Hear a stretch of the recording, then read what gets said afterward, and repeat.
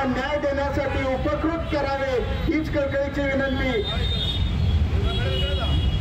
कामगार एकजुटीचा, कामगार एकजुटीचा, कामगार एकजुटीचा।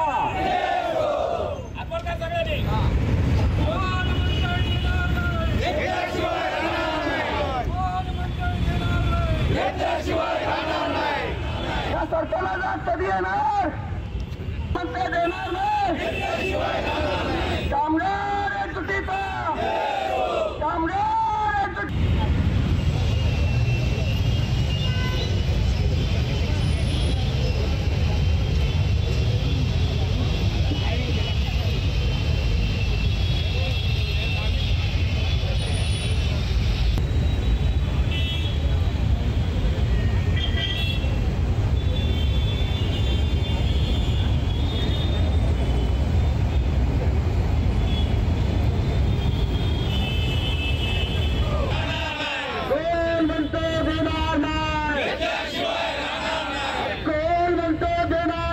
महानंदाचा विषय घेऊन मी वर्षभर झालं प्रयत्न करते, पत्रव्यवहार करते।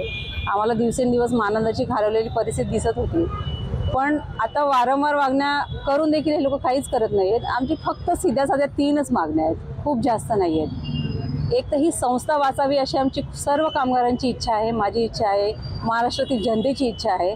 आणि ही संस्था वाचवण्यासाठी ही संस्था NDDBकडे द्यावी, संचालक बोर्डाला बरखास्त करावं आणि NDDBकडे द्यावी।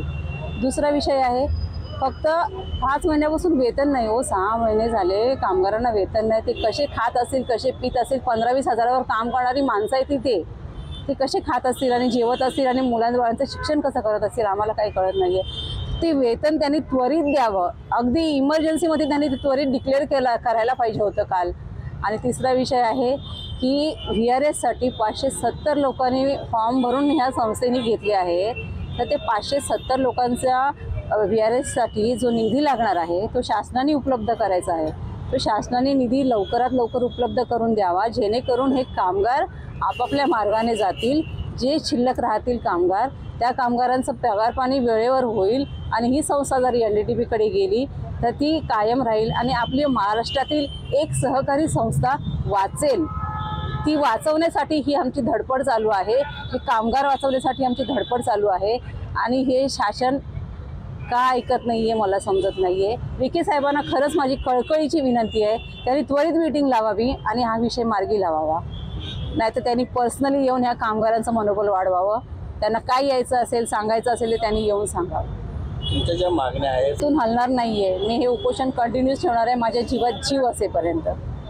बाकी मग शासन जाणं, मला काय माहिती नाही, मला काही रस्त्यावर बसणार नाही आहे मी, ना कसलं काही धरणं आंदोलन मी करणार नाही आहे। माझा जो विषय आहे, मी उपोषणाला बसली आहे, त्याच शांततेच्या आणि अहिंसेच्या मार्गाने मी हा विषय पुढे नेण्याचा प्रयत्न करते आणि तो विषय मार्गी लावण्याचा मी प्रयत्न करते। तर सगळ्यांनी मला सपोर्ट करावा। मी नाही, त्यांनी काल पण आम्हाला चेक केलं होतं, त्यांनी काल पण मला इलेक्ट्रॉनिक पावडर घ्यायला सांगितली होती, पण मी सांगितलं नाही, मी उपोषणाला बसलेली आहे।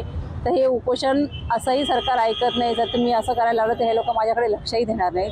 त्यांनी आजही मला सजेस्ट केले की तुम्ही सलाईन वगैरे ड्रिप वगैरे लावून घ्या, पण मी शासनाला सांगते जोपर्यंत माझा हा प्रश्न मार्गी तुम्ही लावत नाही तोपर्यंत मी हे असं काही करणार नाही।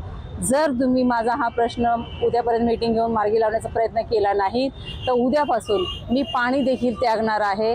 आणि नंतर मला काही झालं किंवा माझ्या कामगार बंधूंमध्ये कोणाला काही झालं तर त्याची सर्वस्वी जबाबदारी संचालक बोर्ड आणि मंत्री महोदय असतील, असं मी जाहीरपणे सांगते। मंत्री महोदय माझ्या पक्षाचे आहेत, मला त्याचा अभिमान आहे की